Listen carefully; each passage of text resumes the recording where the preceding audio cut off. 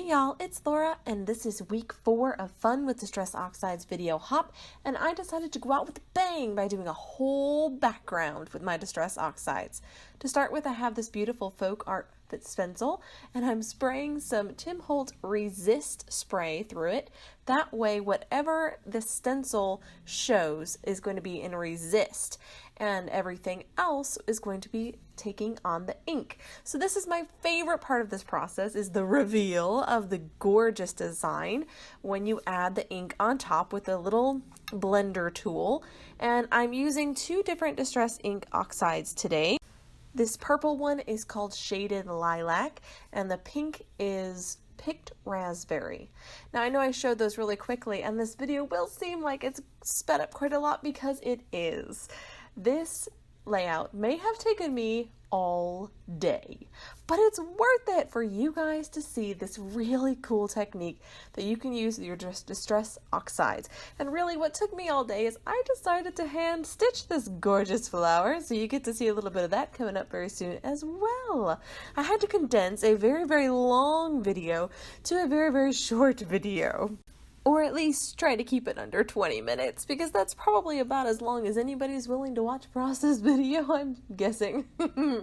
So what I'm doing now is I've put down the Shaded Lilac, and then I've come in with a mix of the 2 colors of the pink and the purple to do kind of an ombre effect. So we've got the light purple, and then the mix of the 2 colors, and then the nice bright bold pink. And what I'm going to go back in and do is I'm going to blend in the lines where those colors meet so that it is a nice gradual gradient of color moving from the inside of the flower to the outside of the flower. This Distress Oxide ink is fantastic. It is so opaque, and it takes to this method so well. It just absolutely transforms this paper into what is a gorgeous background with honestly very little effort. And some of you may be wondering, okay, this looks cool, it's a fun technique, but how are you going to turn this into a layout? I mean, that's something I often ask myself when I'm looking through Instagram or Pinterest, which is where I pin my favorite layouts and some of my own layouts that I've created. And I look through these layouts and I think, okay, like that's a really cool technique, but how do you make it into a page? How do I incorporate that into my scrapbooking? Well, you will be able to see exactly how to do that with this video. So this is a huge 12 by 12 stencil that I've used on this page. And if you have some of these, definitely try this out. It's a lot of fun. Now, initially, I'm going over the entire area with the ink. And you might be thinking, it's not resisting very much there, Laura. You're covering up all of the white part. How is that resisting? And to some degree, it's not resisting. When you spray anything onto a piece of paper, as you might expect, you're going to get some areas that are lighter sprayed and some areas that are darker sprayed. And that's the same with this technique as well, as you're going to have some areas that received more of the resist spray and some areas that are going to receive less. Now, I purposely put a lot of the spray in the center of the flower because I really wanted that to read as white. And then I used a little bit less spray on the outskirts of the flower so that it would kind of blend with the inks naturally. So now I'm adding a whole lot of water to the background. Lots of spraying the water around, lots of dripping water all over the page because I want to create that oxidization. Let me see if I can say that correctly. Oxidization. I think I said it right that time. Not a word I use terribly often, gotta be honest. So I brought in a baby wipe to help me kind of clean up some of the edges and bring back more of that white. Because I do want this flower to be the backdrop for my photo. And if it's completely melded into that really bright, bold pink, then it just isn't going to make my photo pop. So I'm cleaning that up a little bit, and then I'm going to come in and add a little bit more water because I wanted to try to lighten up that pink just a little bit. It's pretty in your face at the moment. And as you can see, it'll kind of soften up a little bit as it dries and as I mopped up some of the water as well. I did bring in some Heidi Swapp Color Shine in gold and kind of splatter that all around the outside of the page just to give it that really nice splattered gold. effect. And then I'm going to bring in this little Amy Tangerine pokey tool that I have and my We Are Memory Keepers, maybe? I think that's the name of that mat. I'm not 100% sure. I could be wrong. But I think it's a We Are Memory Keepers little mat that you can put behind it. And I am poking holes because after looking at this, I felt like my flower needed more definition. And so I've decided to hand stitch the whole thing. Yes, this was probably quite the project to take on today, but alas, I did it anyway. After poking all of my holes and figuring out where my photo was going to go so that I didn't add stitching behind the photo, I spent all of the afternoon and part of the evening hand stitching. I decided to do a chain stitch, which is a little bit thicker stitch and looks kind of braided. And I thought that that kind of feathery braided look would look really neat outside of a flower. So that's the type of stitching that I decided to do. So I'm just showing you very briefly some of the stitching, but now it is all done. And as you can see, the amount of texture and definition that this gives to that flower is just incredible. Now here's my photo. It is of myself and Olivia, my autistic daughter. And the reason I bring up the fact that she is autistic is because this layout is kind of documenting her lack of speech. She does not do a lot of talking. She makes a lot of noise, but she doesn't do a lot of talking.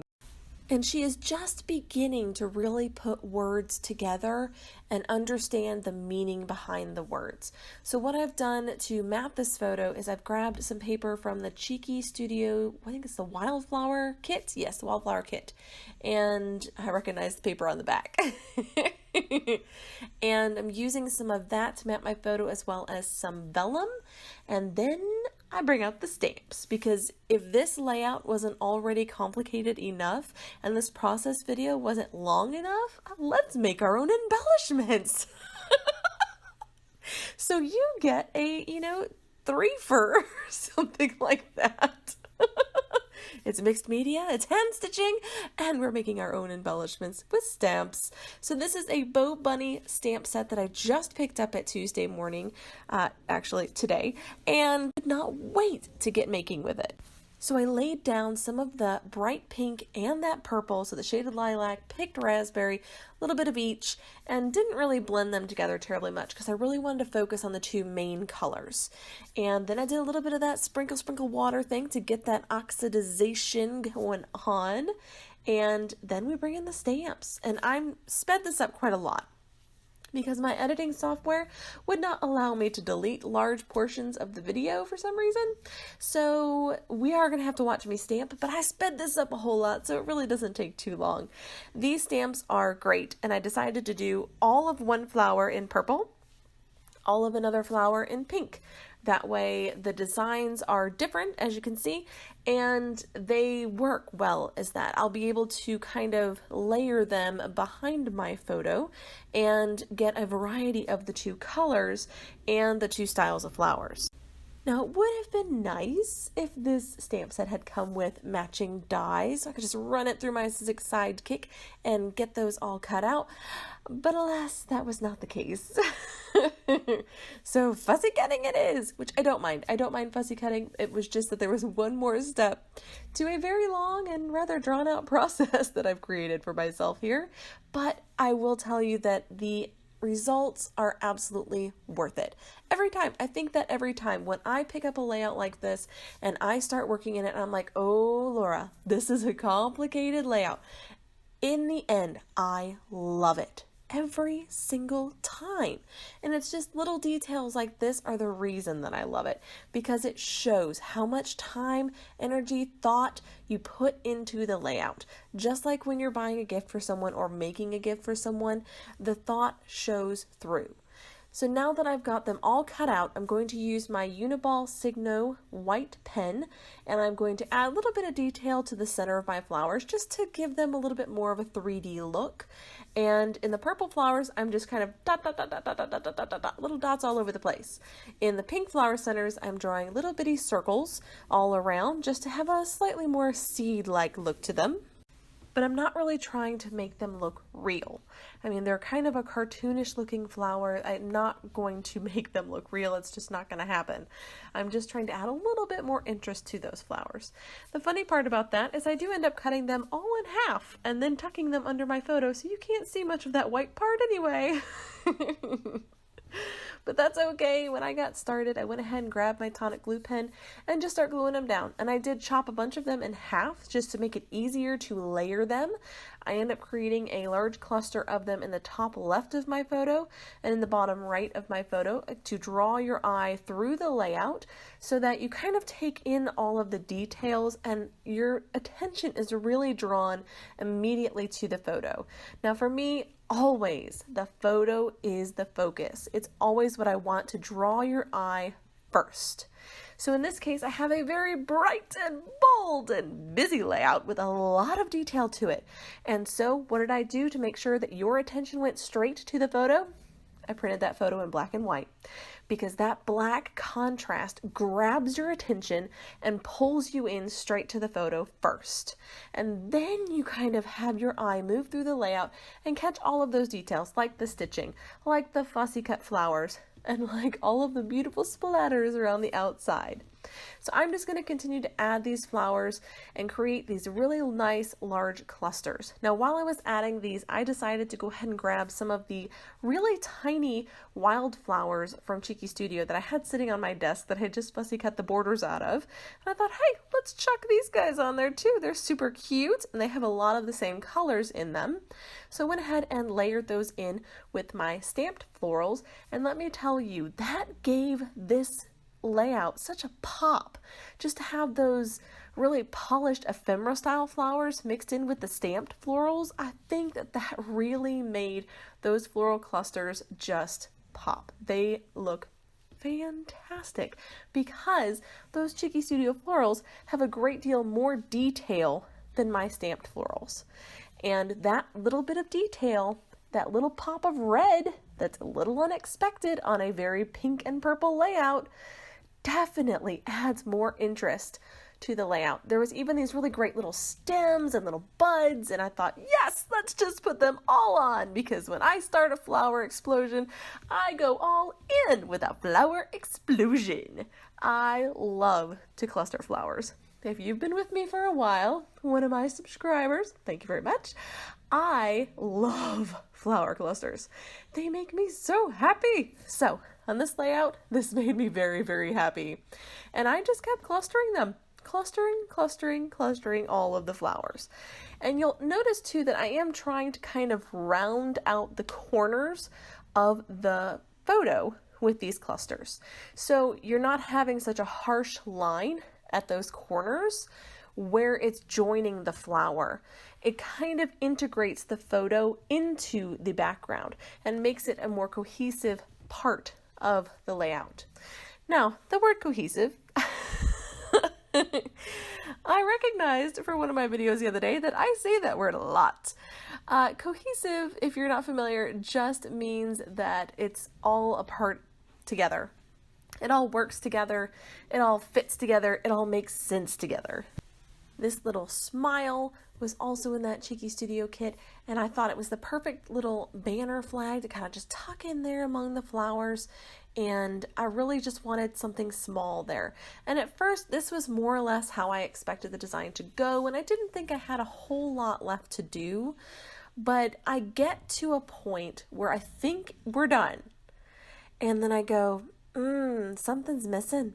I need a title that has more presence than this smile. Because if you look at it, that smile is pretty understated. And if you've looked at my layouts, my titles are generally not understated. They're generally fairly bold, fairly big contrast to the rest of the layout so that they stand out just a little bit and kind of add to the story of the layout. Now for my journaling, obviously there's not a lot of places to put it on this layout without kind of interfering with the design and the beautiful curvature of the flower. So I decided, let's go with that curvature of flower and let's write my journaling around the outside as a nice black, bold border. And this really turns the page for this layout for me. I think this made a huge difference in making that flower just pop up off the page. Now, I knew I wanted to add some black splatters around the florals just to give them a little bit more oomph, a little more contrast, you know? And at this point in the video, I am fighting with my Heidi Swapp Color Shine in black because I shake it all up, and then I can't get the cap open. It was completely stuck, and so I had to go run and find my husband and ask him to open it because he's magic. How do men know how to do this? I can never get the cap on this one open, and I know that, but I still try to use it. Now, this black Heidi Swapp Color Shine is very thick, which is not at all like the gold Color Shine, and so I did have to tap rather brusquely onto the end to get it to give nice big splatters. And this is the point where I was like, oh no, I need something else. And I thought a giant title. So I went and grabbed these Dear Lizzie titles, and I thought, well, maybe this magical. And no, it's covering up all of my journaling. I don't want to cover up all of my journaling. So then I went back and grabbed the love. And honestly, I think I could have left it right here along the side of the photo, and it would have been perfect just right there. I really didn't want to cover up all of that beautiful stitching and all of the purple that was in the center of the flower. I mean, you would lose all of that beautiful detail and all of that beautiful purple, and I felt like the purple and the rest of the layout just didn't make as much sense when you cover up that center of the flower. So instead I decided to move it down here to the bottom, and I was concerned about covering up my journaling, but in the end I just went ahead and popped it up onto some adhesive foam, very thin adhesive foam, so that you could still kind of read it, and it's only blocking one small section of the journaling. So that was kind of my compromise on this layout. I think I may go back and write the journaling again on the back of the layout, so if you wanted to read it and perhaps couldn't, you could just look on the back of the layout and it's all figured out for you.